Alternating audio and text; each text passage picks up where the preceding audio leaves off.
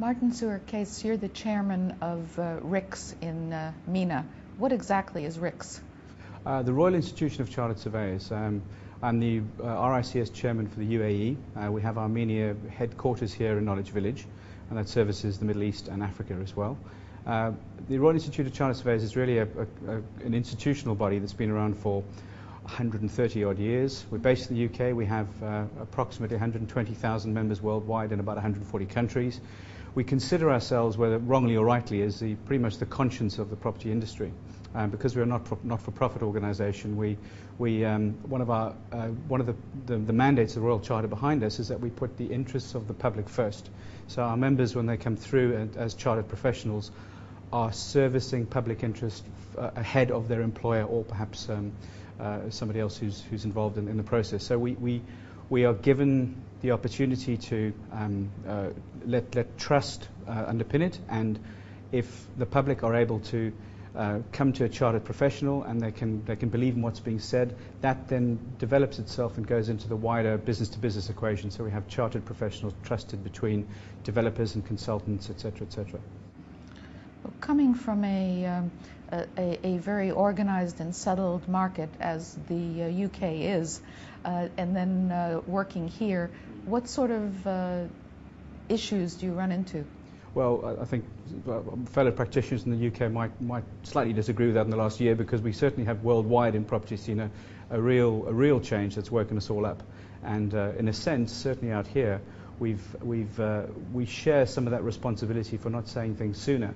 Going back to your original question, we have the luxury in this market, because we might be in a developing environment or developing economy, but there is a very sound appreciation at the highest levels in the leadership in this country in particular as to how things should be done in terms of world-class best practice.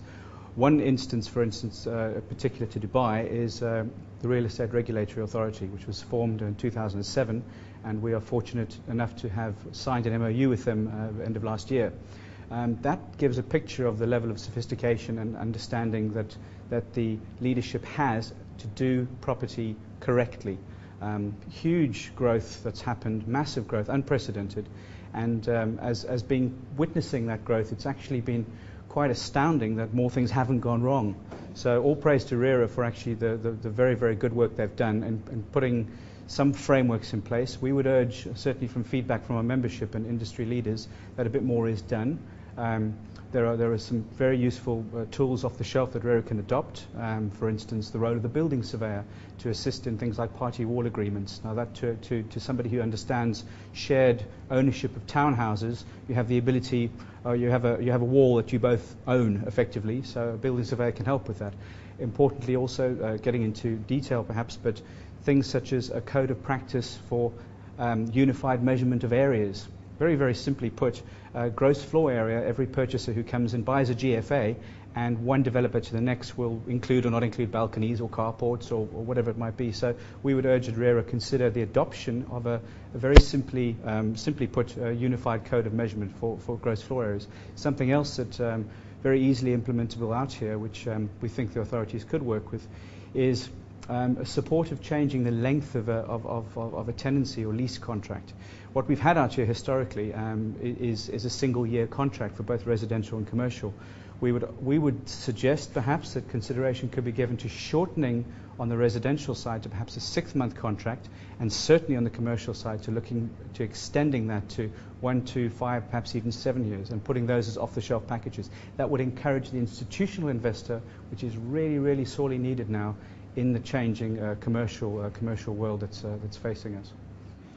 How active have institutional investors been up to now, and has there been a significant fall-off or decline in the number since 2008, I mean since the crisis hit here?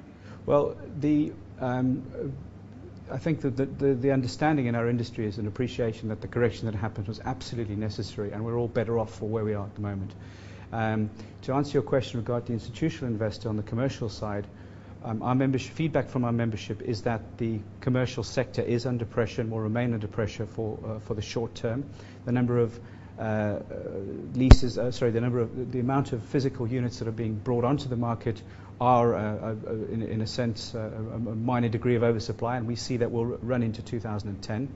The institutional investor, to answer your question, is more looking at a longer-term sustainability in the market. We need to see the institutional investor, the pension funds, the private equity holders, etc. What they will bring is 5 to 6 or 7 year look ahead, and they're looking for steady, solid rates of return, not the speculator-driven bubble that we unfortunately were all involved in to some degree or another. Are you confident that here, where there has been kind of a go-go atmosphere, we have to have the building that's the tallest in the world, and if it doesn't seem to be, if somebody else is coming up with a tall one, we'll add a few more 20 stories and so on. Are you confident that you can kind of help create an atmosphere of medium term, of 5 to 7 years? Well, excellent point, and we've been drawn into that as professionals. One message we'd like everybody to take away from this is the element of social responsibility we have as stakeholders in the development process. All of us, from suppliers, subcontractors, right through to owners and developers, were pulled in by this, and dare we say the word greed affected all within the process. So we would urge that people look closely at pricing, and the pricing offering coming from the consultancy service through to the selling price that the unit might be commanding in the market, that we consider the bottom-up approach to pricing as opposed to let's price it and see what we can get away with. So that side is one side. The next is from the supply chain side. We'd like to see responsibility from suppliers not holding a market to ransom when there is a scarcity. And this happened last year, both from consultants and contractors, and developers had to carry the shock of that.